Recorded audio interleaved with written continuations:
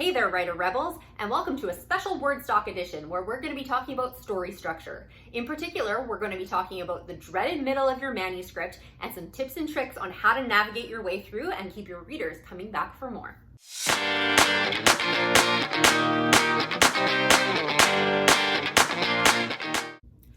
Hello there, YouTube. It's me, Scarlett Kol, your resident young adult author, YouTuber, and storyteller. If you are a subscriber, thanks so much for joining for this special edition for Wordstock 5 on July 25th. And if you are here for Wordstock, I hope you like what you see. And if you do, you are always welcome to come back and join our Rebel family. If you would like to see more videos from me, you can always make sure you're hitting that red subscription bar and the notification bell, and they'll let you know when I post a video, which is usually every Thursday, where I talk about writing and publishing, or the occasional extra vlog or other video, or for a special event like this one. Anyhow, for today, we are going to be talking about one of the things that quakes fear into the boots of any author out there, and that is the dreaded middle. It's also called the mushy middle, or the muddy middle, or whatever you want to call it. And the reason it is called all of these horrible, horrible names is because it can be very difficult to write. I've always struggled with middles of my stories, so I thought this was a really good thing, not only for myself, but for others out there, on some of the things I've learned over time on how to navigate through that and to create a better story. By creating a better story, you're creating a better experience for your readers, and if your readers are having a good experience, they're going to keep coming back for more. So hands up for everybody who's struggled with middles, or I guess you could leave it in the comments below and I'll read them later. But middles are a struggle for a lot of authors, and unfortunately, it's something that's very, very important. You could have the best ending in the entire world, but if your reader is putting your book down in the middle and doesn't finish it, it doesn't matter how good your ending is because no one's ever going to read it. So we need to put a little bit more concentration on those things that we are putting in the middle of our books.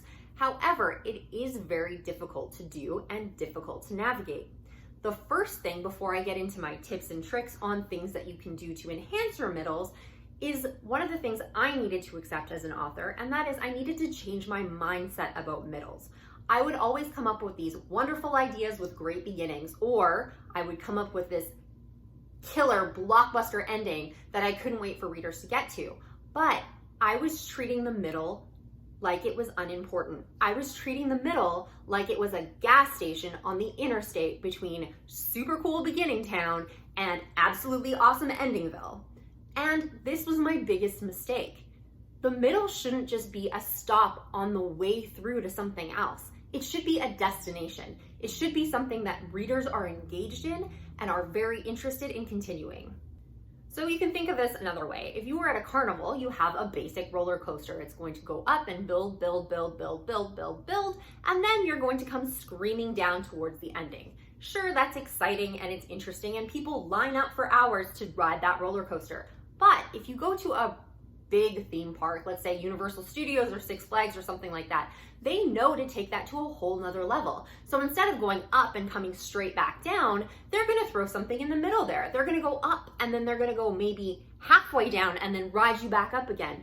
Or they're going to go up and then throw in a loop-de-loop or something like that just to change things up a bit. Those people are making way more per ride and can charge double or triple the price for that roller coaster because it's going to be so much better than the one that's going to be rolling through your hometown. Think of your story like that. Do you want to be the local carnival, or do you want to be Universal Studios? I don't know about you, but Universal Studios seems to be doing good for themselves, so I would really like to go that route. But now the question is, how do you make your middle better? What do you do to create those loop-de-loops and those half drops and all of those things that make your readers scream for more? Well, I have 4 methods that I have imparted in some of my own work that I've been working on and I've seen in other books out there. So I'm going to explain them all one by one, and hopefully there will be something in there that will be able to help you out. All right, so the first method for improving your middles is called the video game method. So the video game method is basically the use of mini bosses and half battles. So if you've ever played a video game, I was a huge Legend of Zelda fan when I was growing up. I also played all the Mario games. Clearly I was a Nintendo girl, but anybody who's a gamer knows that they can play for hours and hours and hours on end of a game, especially role player games, and they're going to be completely entranced for the entire time. The reason for that is they create things called mini bosses and half battles. What a mini boss is pretty self-explanatory. It's going to be a boss in the game that's not going to be the big boss that's going to be at the end. So obviously if you are Link and you are facing off against the wizard is going to be your big boss, and the mini boss is going to be somebody else. It's going to be a different demon, it's going to be Shadow Link, it's going to be somebody else. But it's going to be a bigger battle. It may be something that you have to work up to. You might have to get better weapons, whatever, more teammates to be able to defeat this boss, but it's going to be able to show your mettle a little bit sooner in the book and make things interesting. Whereas the big boss at the end is going to be your big climax. What a half battle is essentially where you face off against the big boss earlier in the game, but just before you get to give that death blow, they're going to find a way to escape, or they're going to run away, or the battle is going to end. So therefore, when you get to the end of the game, your boss is going to be so much stronger, and it's going to be so much of a harder battle. However, you've had some practice playing up against that boss earlier in the game. It creates excitement and gives a little bit of something for the gamer to look forward to at the end of the game. So how can you incorporate this into your books? Well, if you're writing fantasy, you can probably be straight up literal with this. You could create a mini boss that's not going to be the big boss at the end of the book. You could also have a half battle where you meet up with your villain or boss or dragon or whatever it is midway through the book, and then have the full battle at the end of the book. Because obviously between the first bit of the book to the middle, your character, your hero, the band of heroes is going to be developing their skills and building things up along the way. Once they get to that half battle or mini boss, they're going to realize that they aren't fully equipped to meet up with that big boss because either that mini battle didn't go quite as well and they need to recoup or develop more skills, or they realize at that half battle that there's a lot more work that needs to be done before they'll be able to take that boss down. So then we start rising again for the rest of the book until you have the big boss showdown. So for all the fantasy people out there, they're probably like, yes, this totally works, but there's a few of you who are probably like, hey, Scarlett, I write romance. This doesn't apply to me. Well, sure it does. You just have to think about it a little bit differently. For example, one of my favorite tropes in romance is the fake fiance. Even better and bonus points if they despise each other. I just love it. Anyway, let's say we have a story with a fake fiance set up and the hero and the heroine are trying to make sure that her ex-boyfriend doesn't find out about the fake engagement. It's set up because she wants to make her ex-boyfriend jealous, and the hero is a business competitor with the ex-boyfriend and wants to rattle his chains while they're trying to bid on a project, let's say. I'm sure you can come up with something better, but I'm doing this on the fly. Anyhow, they are progressing through the book, and obviously you can probably imagine that the big boss situation here is that the ex-boyfriend is going to find out. So they're going to do everything they can to make sure that the ex-boyfriend doesn't find out, and typically within a romance, it's not going to matter in the end anyway, because the hero and heroine are actually going to fall legitimately in love, and that's how it's going to end. But our boss battle, for all intents and purposes, is going to be when that ex-boyfriend finds out. So in terms of a romance, a mini boss could be somebody like the heroine's best friend finding out. You're going to battle to make sure that the best friend doesn't find out, because obviously the more people who know about this fake fiance scheme, the better. But it's also something that's easily enough to recover from, because either A, you manage to keep the secret from the best friend, or the best friend finds out, you swear them to secrecy, and can create more complications as you build towards the big boss. Obviously, the more people that know, the more complicated and the more conflict you have in your story getting towards the boss. A half battle could also be where the ex-boyfriend almost finds out. You could be battling pretty hard to make sure that that ex-boyfriend isn't going to find out. And then when all is lost, And at that very last minute, maybe he gets an important phone call and doesn't hear the big reveal or something like that. And you live to scheme another day. So looking at the video game method, it could really be applied to any genre out there. And just because you don't write fantasy or have a physical boss, you are going to have a larger conflict at the end of your story. And the middle, your dreaded middle, can include a lighter version of that conflict or a way to foreshadow what that larger conflict is going to be at the end of your book.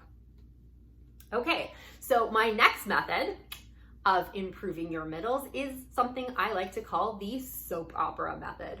So I was a Days of Our Lives fan growing up, and one of the things I always noticed is there was always a huge bomb right before the commercial at about the half-hour point. So most soap operas will run about an hour, and even some primetime dramas will probably have the same sort of format, but they're gonna drop a big bomb.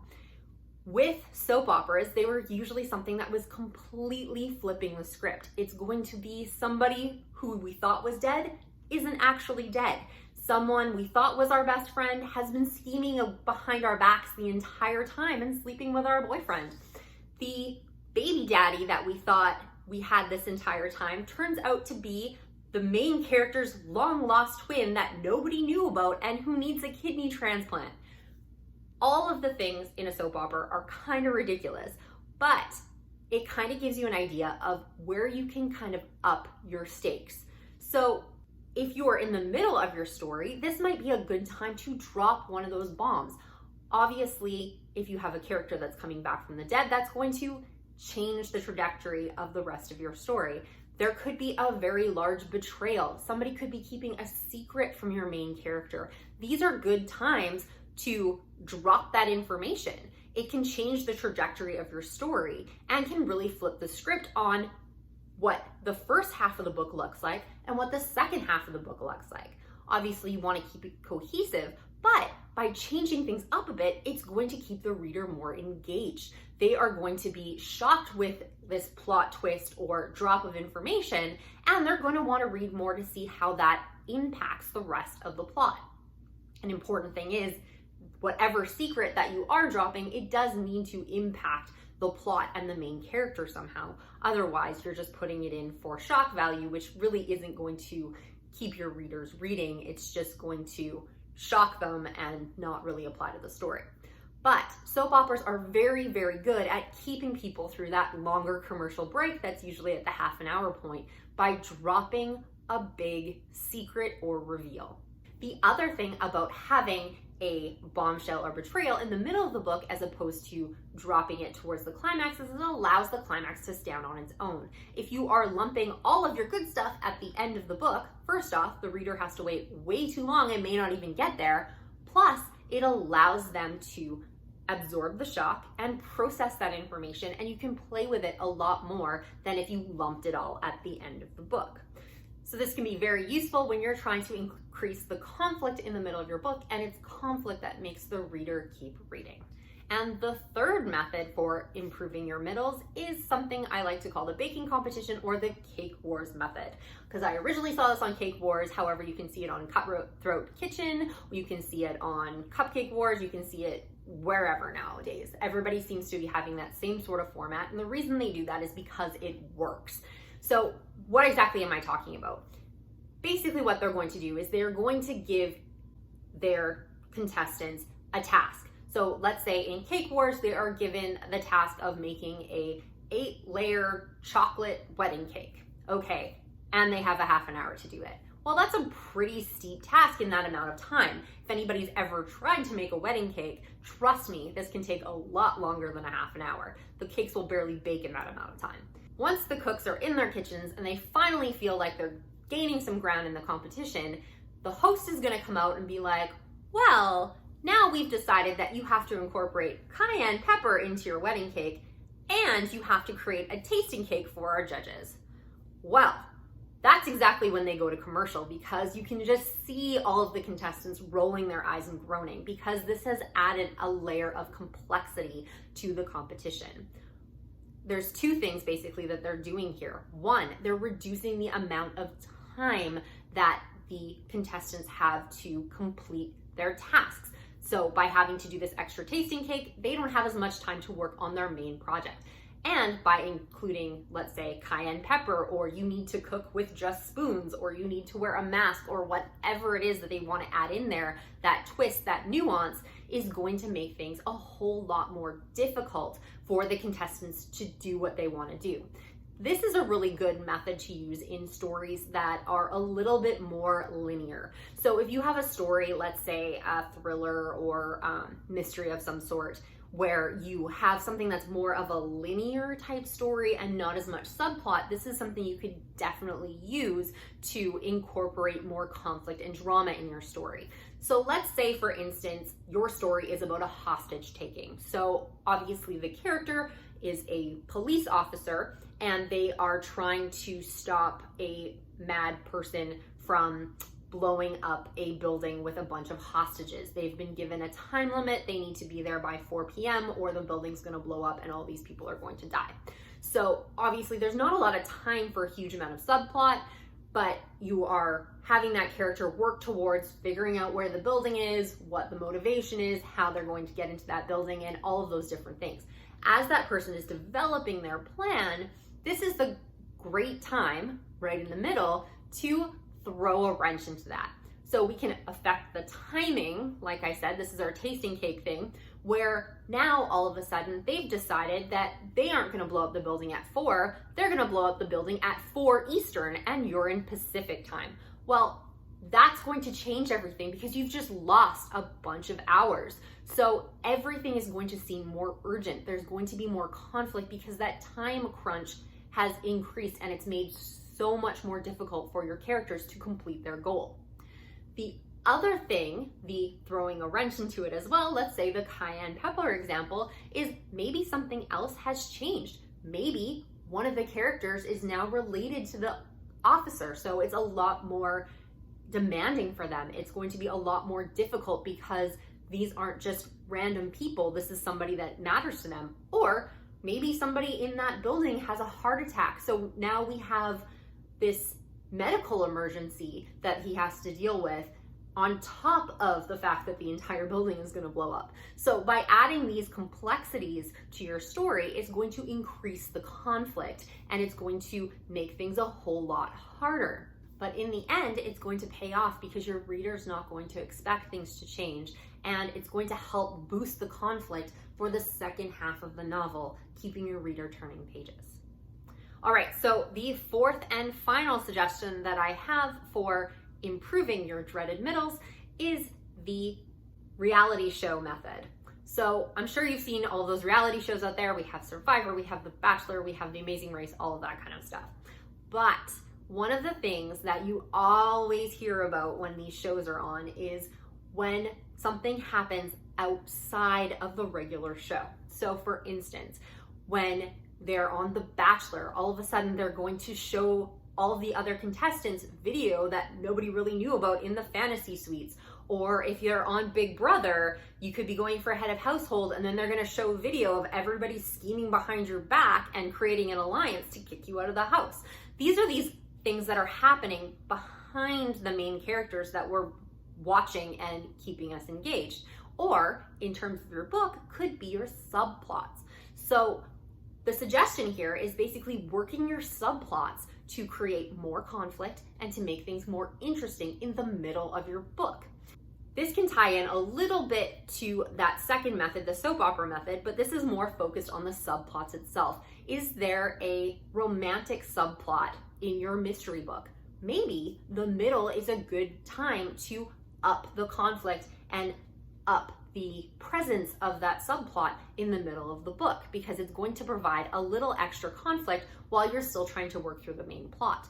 If you have any other subplots that are going on, maybe there needs to be reveals there. Maybe there needs to be somebody confessing their feelings if it's a romance subplot. Maybe it needs to be another body if it's a crime novel and you have other crime subplots. There could be various different things that you could use here, but it's basically bringing that subplot to the forefront. The key with this is that your subplots need to be playing off your main plot. If you're just throwing subplot in there just to keep things interesting, it's gonna throw your reader off track and they're not really gonna understand how this applies to the main story and why you're doing this. This obviously means that your subplots need to be laced very well with your main plot for this to be able to work. However, you probably want to have your subplots well laced with your main plot regardless of what method you use to write your book. So it allows you to let that subplot breathe a little bit and get a little bit more screen time. This can be really good because it can help up the conflict in the second half of the novel. Plus, similar to the soap opera method again, it allows you to have some resolution within your subplot without chunking it all at the end during the climax so that you have too many things going on and overwhelming your reader. It allows you to dole out some of that drama and conflict over your story as opposed to having it all at the end and all at the inciting incident at the beginning. Because, like I said, the middle is not a gas station on the interstate. It is a destination. It is a place that readers will want to be. However, you need to keep them pushing forward because I'm sure you have one killer ending that they're definitely not going to want to miss. So as a quick recap, we have the video game method. And what is that? That is foreshadowing the battle to come and developing your character's skills and weapons and experience before the final battle. 2, the soap opera method. Change it up. Drop those bombshells, work those betrayals, and make it so much more interesting for your reader by upping that conflict. 3, the baking competition method. Make it harder for your characters. Drop the timeline, make it shorter, make it harder, make those obstacles so much more difficult to overcome. And 4, the reality show method, which is making your subplots work and play off your main plot to increase the conflict. Any writing thing that you take, they always tell you that you need to increase the stakes over the course of the book. This doesn't need to be all at the end. It can happen progressively through the book, like that roller coaster that you're building and building and building. If you want to keep your readers screaming and you want them to keep coming back for more and riding that ride again and again and again, you better make sure that that middle is worth their time. So that's all I have to say about the dreaded middle right now. If you have trouble with middles, or if you have some other suggestions on how you can improve the middles of your story, make sure you're leaving it in the comments below and everybody can share in that wisdom.